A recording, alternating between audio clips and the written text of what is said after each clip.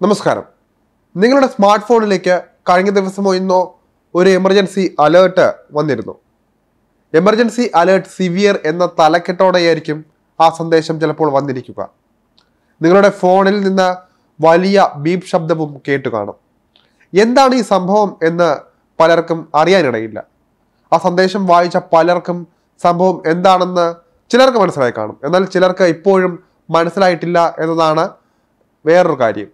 അത്തരത്തിൽ എന്താണ് സംഭവിച്ചതെന്ന് സംശയമുള്ളവർക്ക് വിശദമായി കാര്യങ്ങൾ പറഞ്ഞു തരാം. കേന്ദ്ര സർക്കാരിന്റെ ടെലികമ്മ്യൂണിക്കേഷൻ വകുപ്പ് സെൽ ബ്രോഡ്കാസ്റ്റിംഗ് സിസ്റ്റം വഴി അയച്ച ഒരു സാമ്പിൾ ടെസ്റ്റിംഗ് സന്ദേശമായിരുന്നു ഇത്. എമർജൻസി അലേർട്ട് സിസ്റ്റത്തിലേക്ക് അയച്ചിരിക്കുന്നത് ദേശീയ ദുരന്ത നിവാരണ അതോറിറ്റിയാണ്. പൊതുജന സുരക്ഷ വർദ്ധിപ്പിക്കാനും അടിയന്തര ഘട്ടങ്ങളിൽ സമയബന്ധിതമായി മുന്നറിയിപ്പ് നൽകാനുമാണ് ലക്ഷ്യമിടുന്നത്.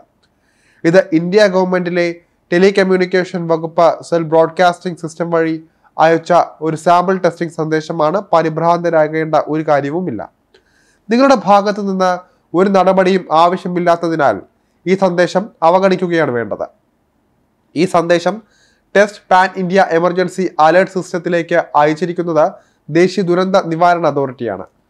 പൊതുജന സുരക്ഷ വർദ്ധിപ്പിക്കാനും അടിയന്തര ഘട്ടങ്ങളിൽ സമയബന്ധിതമായി മുന്നറിയിപ്പ് നൽകാനും ഇത് ലക്ഷ്യമിടുന്നുണ്ട്. ഫ്ലാഷ് സന്ദേശത്തിൽ വ്യക്തമാക്കുന്നുണ്ട്. ഇത് ഏതാണ്ട് ഇന്നലെ ഉച്ചയ്ക്ക് 1:30 എല്ലാ ആൻഡ്രോയിഡ് ഫോണുകളിലും ഈ സന്ദേശം എത്തിയത്.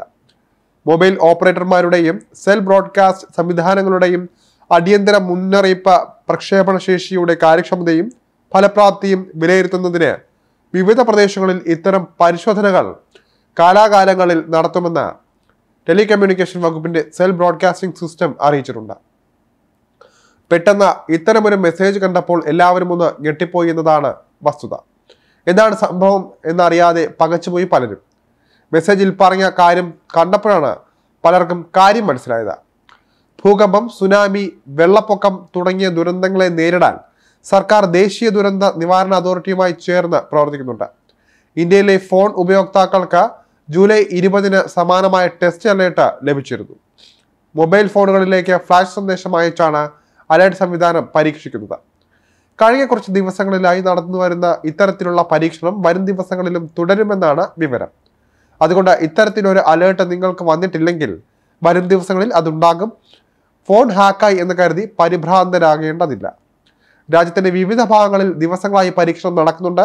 ഒരിക്കൽ കൂടി ഓർമ്മിപ്പിക്കുന്നു, ഈ സന്ദേശം ലഭിക്കുന്ന ഉപഭോക്താക്കളുടെ ഫോണിൽ ഉച്ചത്തിലുള്ള ബീപ് ശബ്ദം കേൾക്കുകയും എമർജൻസി അലേർട്ട് സിവിയർ എന്ന ഫ്ലാഷ് സന്ദേശം ലഭിക്കുകയും ചെയ്യും. ഈ സന്ദേശം അവഗണിക്കുക. നിങ്ങൾ പ്രത്യേകിച്ച് വേറെ ഒന്നും തന്നെ ചെയ്യേണ്ടതില്ല.